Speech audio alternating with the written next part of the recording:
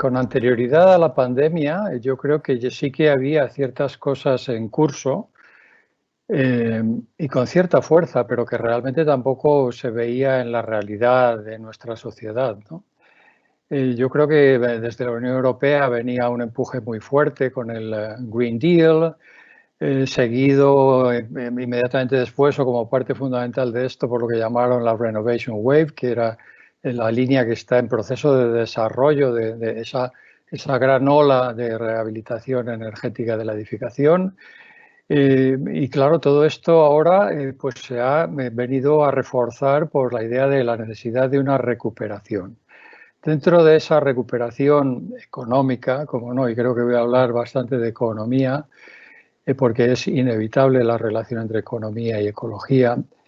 En esa recuperación económica, la rehabilitación energética de la edificación y la agenda urbana, que también estaba ahí con fuerza, pero no con demasiada presencia, yo creo que son una línea clarísima, porque los datos enormemente positivos que ya tenía y que ya sabíamos de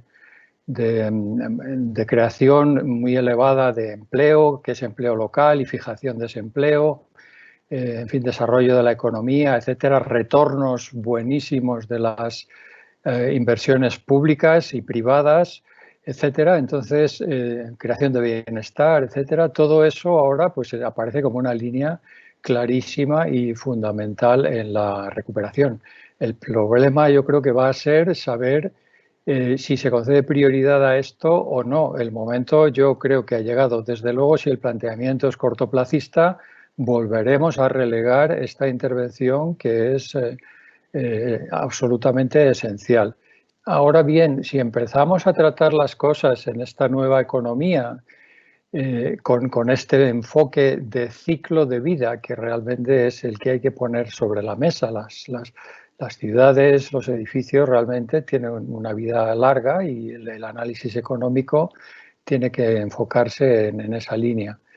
Tiene, por supuesto, beneficios inmediatos, pero también más a largo plazo. Entonces, yo espero que ahora una de las enseñanzas hayan sido no fijarse tanto en el cortoplacismo como en el recorrido más largo, porque es muy importante.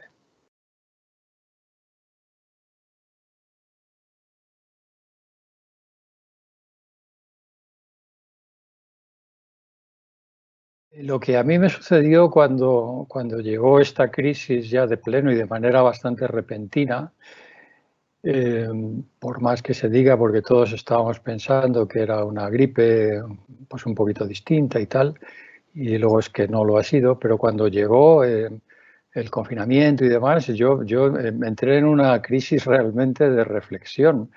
Me parecía que era un momento absolutamente único, absolutamente especial, incluso lo llamé coronavirus como ensayo general, porque me parecía que esta crisis, que es muy grave, al propio tiempo era mucho menos grave en otro sentido, porque no nos va a matar a todos. Podría haber otra crisis que fuera mucho más letal o que en lugar de llevarse por delante a los viejitos, se llevara por delante a los niños, o incluso trivializando un poco la cosa, una crisis que nos dejara sin podernos comunicar por Internet o algo así.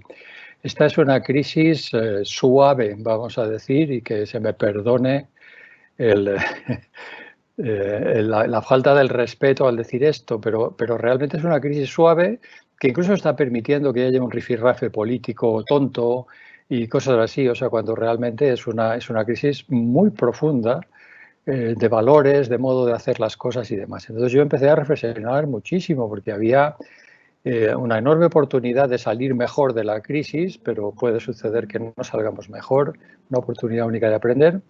Y como primeras reflexiones, pues bueno, qué curioso que hubiera una enorme fricción entre la salud y la economía. Es casi la primera reflexión, ¿no? O sea, cuando realmente el cambio climático, que era la gran crisis que viene después y que puede aparecer y que deberíamos aprender de esta, el cambio climático realmente es una crisis de salud. Se mire como se mire, causada por la economía. Entonces, claro, era como un oxímoron. ¿Cómo no iba a haber una fricción entre la salud y la economía? Por supuesto, porque la economía había creado la gran crisis que en cierto sentido, pues está detrás de esta y además con cosas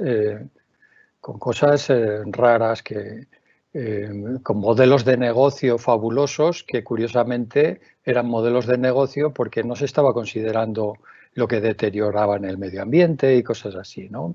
Pongo por caso el turismo, que ya sé que es un tema muy delicado. En España, por ejemplo, un país muy apoyado en el turismo, pero el turismo se había convertido en una actividad totalmente ociosa y muy frívola, realmente enormemente frívola. Irse un fin de semana al otro lado del mundo, por ejemplo, pues, bueno, entonces todo eso estaba ahí, todas esas reflexiones, ¿no? La reflexión también muy importante del retraso de las cosas, o sea, esta crisis estaba ahí sin darnos cuenta y luego llega con una fuerza enorme, ¿no? Es lo mismo que con el cambio climático, está ahí, no nos damos cuenta, cuando llegue va a ser bestial, ¿no? O yo qué sé, o sea, hablando también de modelos de negocio, el hecho de que en España no sea modelo de negocio dedicarse a la agricultura, pero sí sea modelo de negocio, yo qué sé, los grandes cruceros del Mediterráneo, ¿no? O sea, esos son despropósitos de tal calibre, que si no nos ponemos a plantearnos las cosas en serio, ¿no? O el aire, que es una cosa común y tener que escuchar a ciertos presidentes de países muy grandes diciendo que este es un virus foráneo y demás. O sea, el coronavirus es una manifestación palmaria de que realmente todos respiramos el mismo aire y a través del aire pues se contagia. Pero bueno, este virus es blandito, quiero decir que es un virus que se quita con agua y jabón. En fin, cuando ya te ha atacado, pues es una cosa muy distinta, pero bueno, sí, muchísimas reflexiones, la verdad.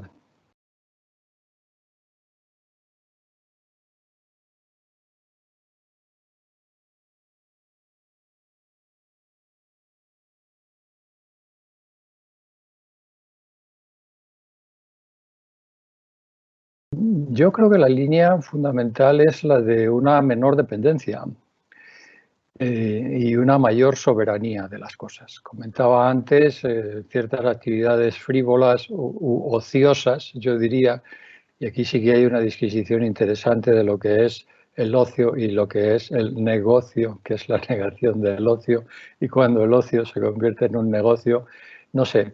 Eh, Creo que debemos intelectualmente pues, darnos cuenta de las cosas que son importantes y que en esas cosas que son importantes, pues nuestra dependencia sea la menor posible, por así decir, ¿no?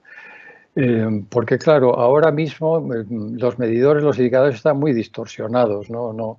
Dentro de mi ámbito, que es lógicamente el de la edificación, pues yo creo que claro, interesa hacer que la edificación empodere al ciudadano y la manera de empoderarle es, para comenzar, que sea menos dependiente, que tenga más soberanía energética y eso se hace pues gracias a intervenciones en el edificio, a maneras de utilizar el edificio, etcétera, y luego ya otros suministros menos contaminantes, etcétera. Pero lo primero tiene que ver con cómo es tu edificio y cómo tú vives tu edificio. Entonces, yo diría, y cómo tú te desplazas, etcétera, o sea, realmente cómo habitamos, ¿no? Entonces, en tanto en cuanto eso sea menos dependiente, pues yo creo que va a ser más resiliente, ¿no?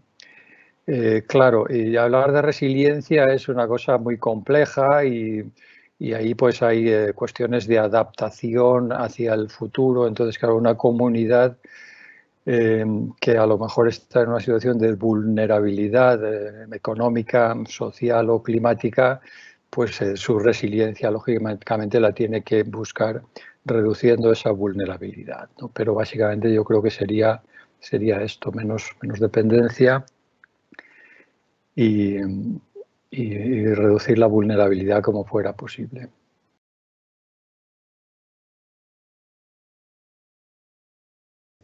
A mí lo que me pasa con mi visión personal es que está muy mezclada con mi visión profesional. Para mí, yo creo que todos estamos en este mundo para hacer una o varias cosas y lo canalizamos a través de esa cosa tan importante que es nuestra profesión.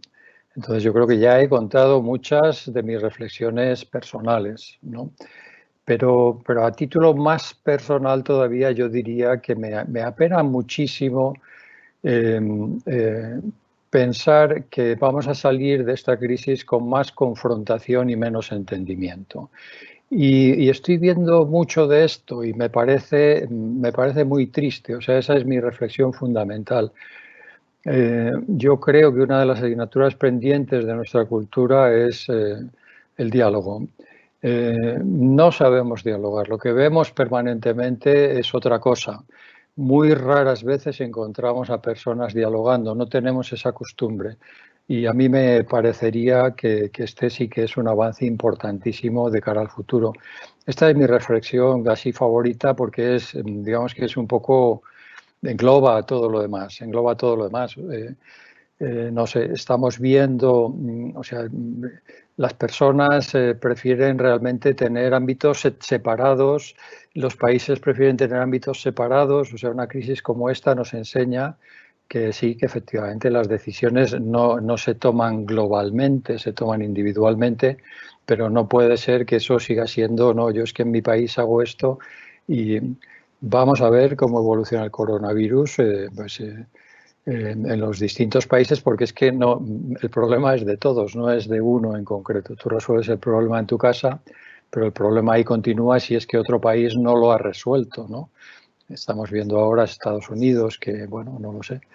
Pero es pronto para decir cuáles son las decisiones buenas y malas, porque es una cosa desconocida, pero sí que hay algunas cosas que vemos que son una amenaza, ¿no? Vamos a ver qué pasa con Brasil, por ejemplo, ¿no? U otros países que están. Entonces, no sé, sí, mi reflexión sería esa. O sea, yo creo que de esto debería conducir a un mayor diálogo, pero no sé muy bien cuál es la vía, porque sí que veo, hay una conciencia global más clara, pero también veo que hay una conciencia de la simplificación y estupidización del mensaje para podérselo tirar a la cabeza a otro y da igual de dónde venga el mensaje. O sea, lo único que cuenta es que pueda tener un corte publicitario de unos segundos que sirva para difundirlo y con eso estás haciendo como que estás, yo qué sé, desmantelando todo un modo de hacer de otras personas y eso no es así. Esa facilidad, que es muy interesante, es enormemente peligrosa porque enmascara ideas, enmascara desarrollos intelectuales que es importante que estén ahí y luego enmascara una intención y un deseo de entendimiento para resolver todas cosas juntos, ¿no?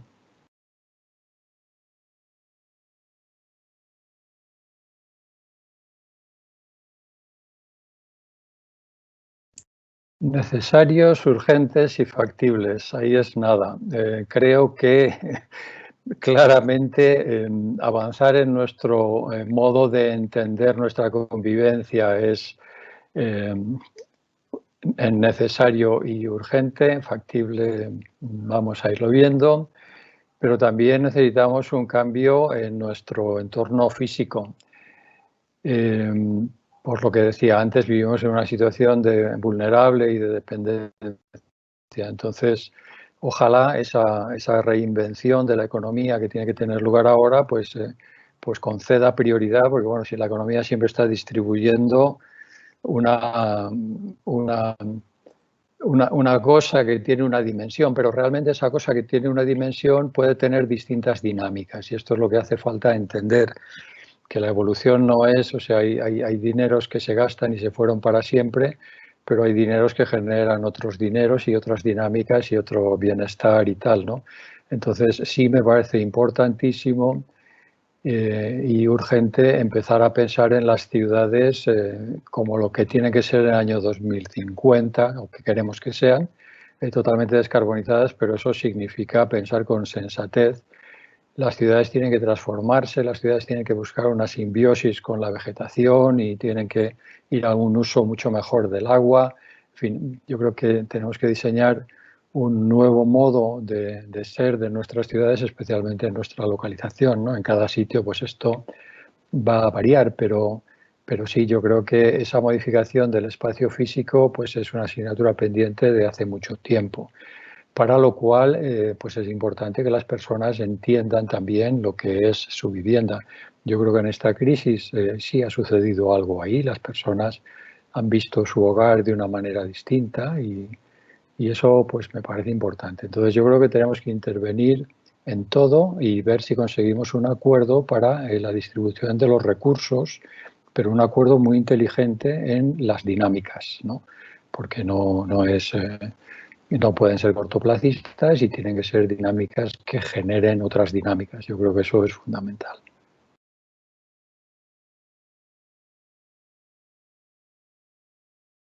Bueno, yo soy malísimo recomendando libros, lo reconozco, pero en este caso voy a hacer una recomendación de un libro que me resulta enormemente grato, que es La casa, historia de una conquista, de Daniel Torres. Es un cómic elaboradísimo, interesantísimo, bellísimo, que cuenta la manera como hemos habitado en los últimos 3.000 años.